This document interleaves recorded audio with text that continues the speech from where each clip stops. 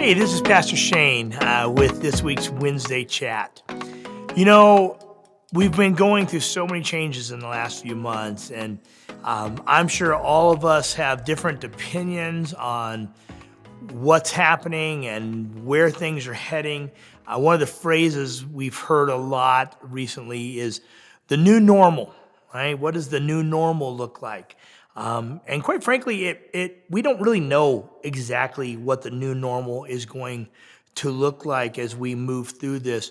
But my guess is, regardless of our differing opinions and the different things that we think about all of it, chances are every one of us is grieving maybe the loss of something within what the old normal used to look like, whether it be as much the way you get together with friends, or maybe it's income, maybe it's how your own health, or something that someone has gone through that maybe you haven't been able to be there with them because of everything that's going on. So we've all been going through that.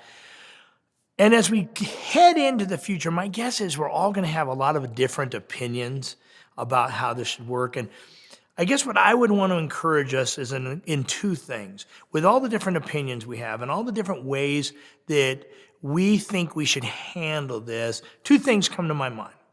The first is this. Jesus says in Matthew, he said, "Heaven and earth will pass away, but my words will never pass away." We have to remember that things may change. Some things may completely change, but Jesus never changes. His word never changes. The hope that we have from him can just continue without ceasing as we continue to keep our eyes focused on him. The second thing is, and we talked about this a couple weeks ago in one of the sermons in Acts, that Acts, the early church, was filled with diversity. There were so many different people from different backgrounds, different socioeconomic backgrounds, different areas, different ages, even different races, and all these different things within the church. And yet, they were able to be unified. In the midst of those differences, they were able to be unified. And I just want to encourage us as Christ followers that we might have people we disagree with. We might have people that are not handling things the way we think they should be handled. But I would encourage us to respect that with one another, to understand we're going to see things differently, and to keep our unity in Christ, to keep our focus on Christ as we head back into these new things. You know, one of the things we're doing right now is the drive-in services, and we want to encourage you. We hope that if you're comfortable with that, you'll come and you'll worship with us at the drive-in services. It's fun and we're having a good time, but we also recognize that for some of you, even that might cause a little too much anxiety right now, or you just might not feel like that's what God is calling you to do. That's okay.